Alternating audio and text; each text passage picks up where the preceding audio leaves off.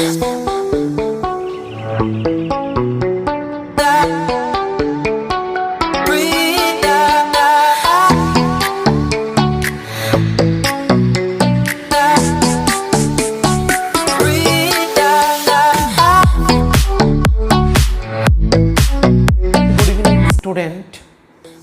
সংস্কৃত classroom তোমাদের সকলকে welcome. এবং সংস্কৃত ক্লাসরুমে আমি স্টেপ বাই স্টেপ সমাসের বিভিন্ন রূপরেখা নিয়ে আলোচনা করছি। আজকের আলোচ্য বিষয়বস্তু অব্যয়ীভাব সমাস। অতএব অব্যয়ীভাব সমাসটা কি?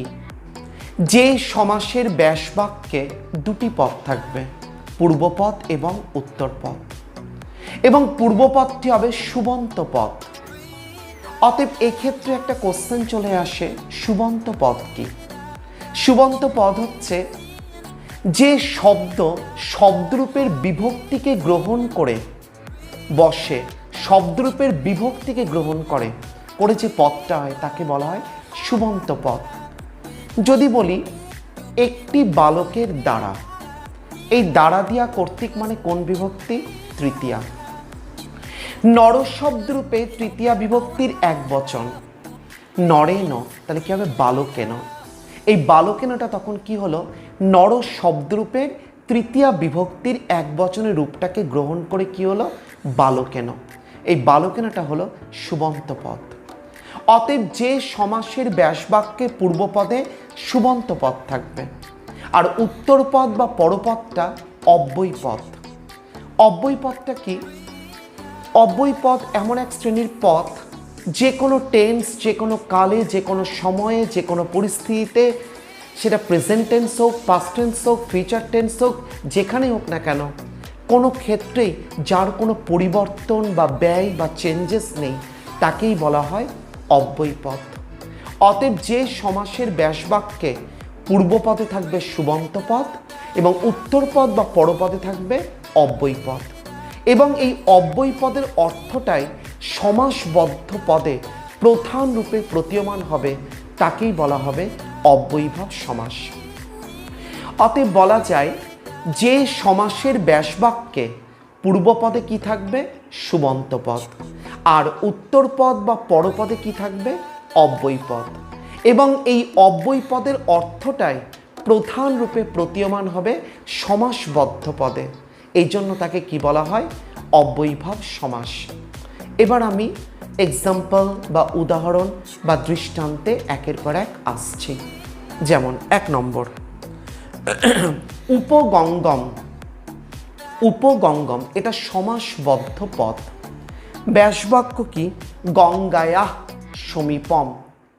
এই গঙ্গায়া মানে গঙ্গার, সমীপম মানে নিকটে, গঙ্গার নিকটে।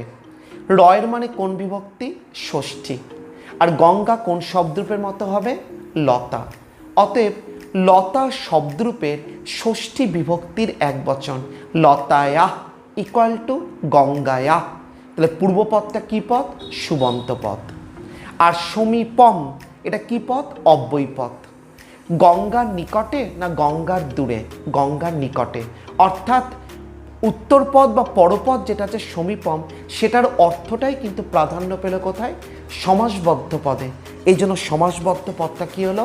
উপগঙ্গম। এটা কি সমাস? অব্যয়ীভাব সমাস। উপকূলম, কুল মানে কি? তীর। তা তীরের নিকটে, তীরের, কুলের, রয়ের মানে কোন বিভক্তি? ষষ্ঠী। তাহলে ফল শব্দরূপের ষষ্ঠী বিভক্তির এক বচন ফলস্য ইকুয়াল টু কুলস্য। পূর্বপদটা কি? সুবন্ত পদ। আর কুলস্য সমীপম, সমীপমটা কি পদ? অব্যয়ী পদ। কুলের সমীপম না কুলের দূরবর্তী কোনটা? সমীপম। অতএব উত্তরপদ যেটা, উত্তরপদে কি পদ আছে? অব্যয়ী পদ। সেই অব্যয়ী পদের অর্থটাই কিন্তু প্রধান রূপে পরিগণিত হলো সমাসবদ্ধ পদে বলেই সমাসবদ্ধ পদটা কি হলো? উপকূলম। অতএব এটা কি সমাস? অব্যয়ীভাব সমাস। উপনদী বা উপনদম, মানে উপনদী বা নদীর নিকটে, বা উপনদম নদীর নিকটে, তাই তো? নদীর নিকটে রয়ের মানে কোন বিভক্তি? ষষ্ঠী। অতএব নদী শব্দরূপের ষষ্ঠী বিভক্তির এক বচন, নদ্যা সমীপম। নদ্যা কি পদ?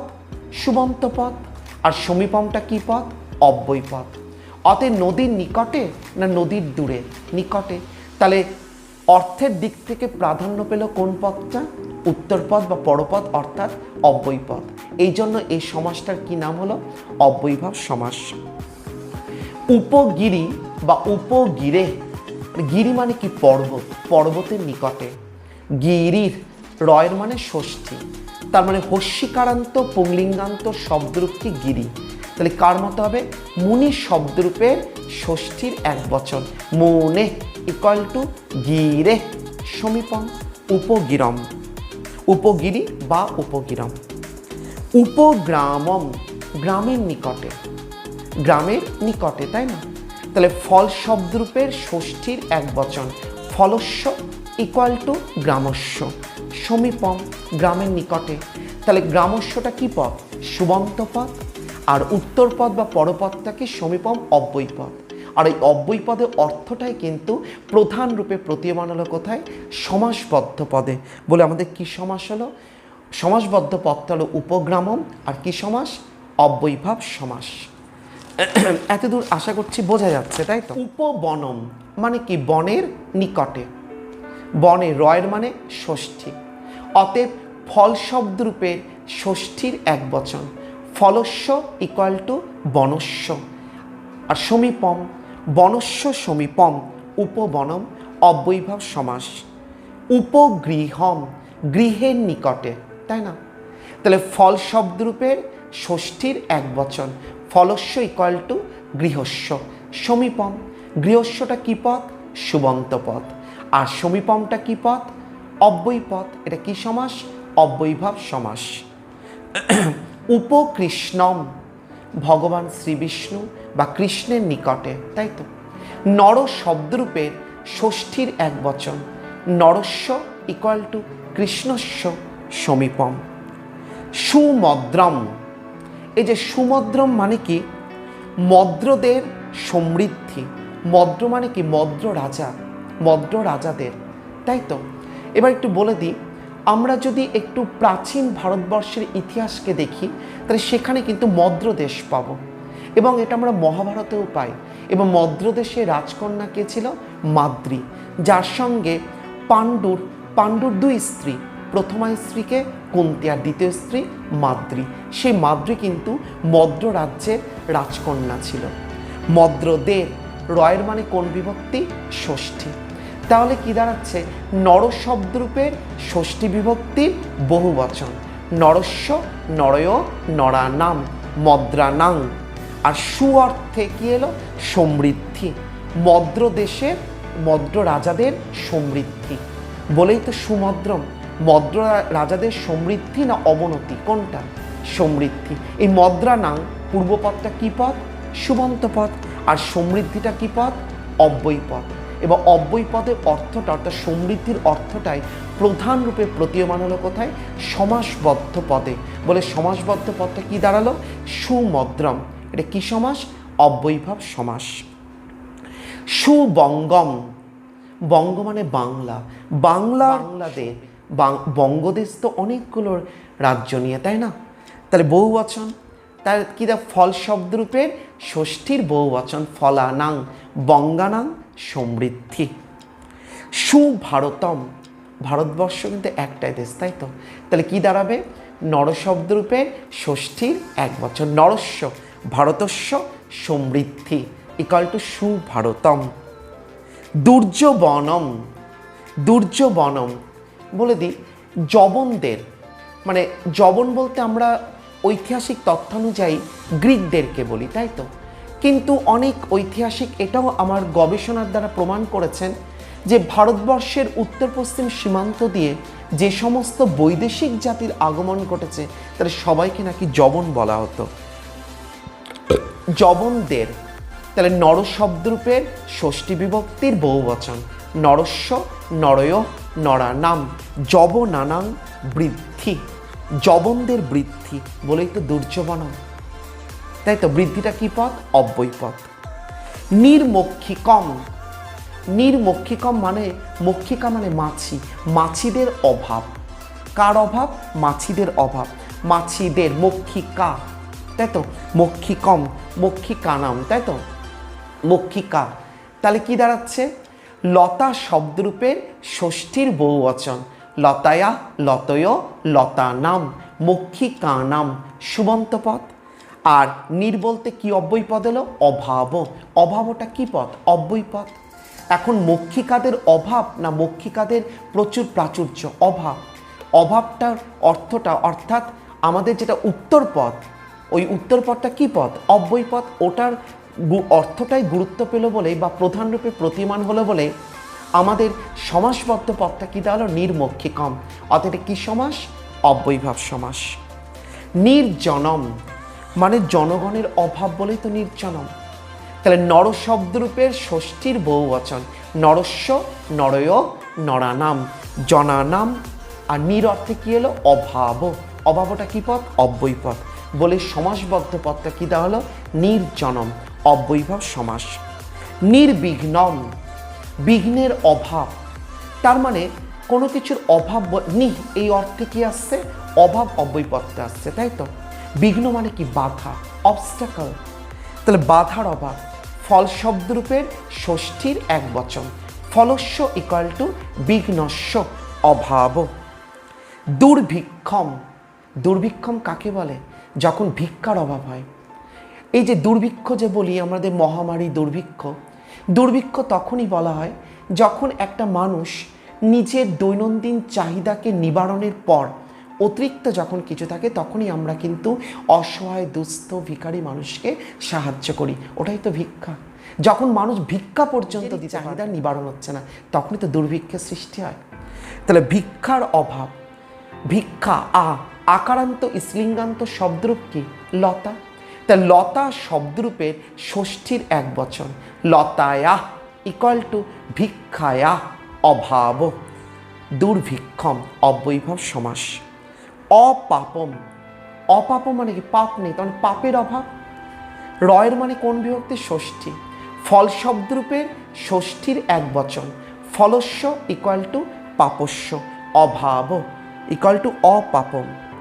অতি হিমম, হিম মানে কি? বরফ, তুষার, আইস। অতিবম মানে অতিরিক্ত মাত্রায় তুষার। তাহলে হিমের অতিরিক্ততা, হিমের। রয়ের মানে কোন বিভক্তি? ষষ্ঠী। তাহলে ফল শব্দরূপে ষষ্ঠীর এক বচনে কি আছে? ফলস্য ইকুয়াল টু হিমস্য। আর হিমের কি? অতিরিক্ত। অতিরিক্ত অর্থে কি অব্যয় পদ আসে?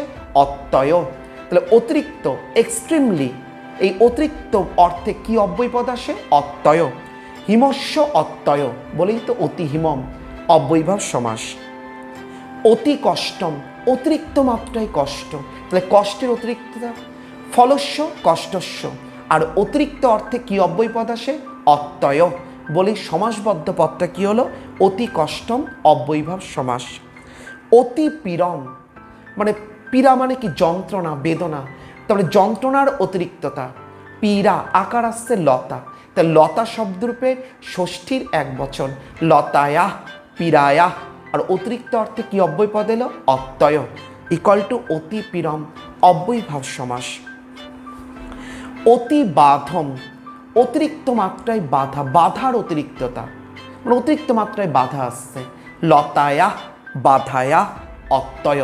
তাহলে অতিরিক্ত অর্থে অব্যয়পদ কি এলো? অত্যয়। অনুগৃহম, অনুগৃহম মানে কি? গৃহের পেছনে, গৃহের। ফলস্য গৃহস্য। আর অনু অর্থে পেছনকে বোঝাচ্ছে, মানে পশ্চাৎ। তাহলে অব্যয়পদ কি আসবে? পশ্চাৎ। তাই গৃহস্য পশ্চাৎ, গৃহের পেছনে। এই পশ্চাৎ অর্থে আমাদের কি আসে সমাসবদ্ধ পদে? অনু। তাহলে এটা কি সমাস? অব্যয়ভাব সমাস। অনুরথম মানে রথের পেছনে, তাই তো। ফলস্য রথস্য। আর অনু অর্থে অব্যয়পদ কি এলো? পশ্চাৎ। তাহলে কি দাঁড়ালো? অনুরথম। অনুশিবম, দেবাদিদেব মহাদেব শিব শঙ্করের পেছনে, তাই তো। নরশ্চাৎ ইকুয়াল টু অনুশিবম, কি সমাস? অব্যয়ভাব সমাস। অনুগবম মানে গরুর পেছনে, গো শব্দরূপের ষষ্ঠী বিভক্তির এক বচন, গো, পশ্চাৎ ইকুয়াল টু অনুগবম। অনুবিষ্ণু ভগবান শ্রী বিষ্ণুর পেছনে। বিষ্ণুর রয়ের মানে কোন বিভক্তি? ষষ্ঠী। আর হস্যকারান্ত পুংলিঙ্গান্ত শব্দরূপ কি? সাধু। অতএব সাধু শব্দরূপের ষষ্ঠী বিভক্তির এক বচন সাধু ইকুয়াল টু বিষ্ণু, পশ্চাৎ ইকুয়াল টু অনুবিষ্ণু।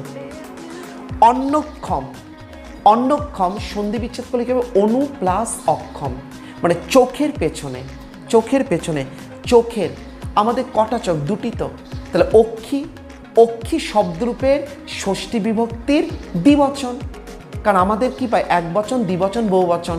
চোখ দুটির পিছনে হবে, নিশ্চয় এক বচনে হবে না, বা বহুবচনে কি হবে? দ্বিবচন। তাহলে অক্ন আর অনু অর্থ অব্যয়পদ কি হলো? পশ্চাৎ। অক্ষির সামনে না পেছনে? পেছনে। অতএব পশ্চাৎ অর্থাৎ অব্যয়পদে অর্থটাই প্রধান রূপে প্রতীয়মান হলো কোথায়? সমাসবদ্ধ পদে। বলে এটা কি দাঁড়ালো? অন্নক্ষম। অতএব কি সমাস? অব্যয়ীভাব সমাস। অনুরূপম, এখানে বলি অনু অর্থে এতক্ষণ পশ্চাৎ পেলে, তাহলে অনুরূপম মানে কি? রূপের পেছনে নয়, অনুরূপম মানে কি? রূপের যোগ্য। অতএব এখানে অনু অর্থে কি আসবে? যোগ্যম, অব্যয়ীপদ, রূপের, রয়ের, তাই তো? তাহলে ফলস্য রূপস্য যোগ্যম, রূপের যোগ্য বলেই সমাসবদ্ধ পদটা কি দাঁড়ালো? অনুরূপম অর্থাৎ অব্যয়ীভাব সমাস। অনুদানম, দানের যোগ্য বলেই তো অনুদান। এখানে এটা দিয়ে ভাবো, অনু অর্থে পশ্চাৎ পেয়েছি, রথস্য পশ্চাৎ অনুরথম, তাই তো? বিষ্ণু পশ্চাৎ অনুবিষ্ণু, শিবস্য পশ্চাৎ অনুশিব, তাই তো? শিবম। কিন্তু অনুদানম, অনুদান মানে কি? যেটা দানের যোগ্য, নিশ্চয় পেছনে নয়। তাহলে ফলস্য দানস্য যোগ্যম ইকুয়াল টু অনুদানম, কি সমাস? অব্যয়ীভাব সমাস। অনুকূলম, কুলের যোগ্য, কুলস্য যোগ্যম ইকুয়াল টু অনুকূলম, অব্যয়ীভাব সমাস।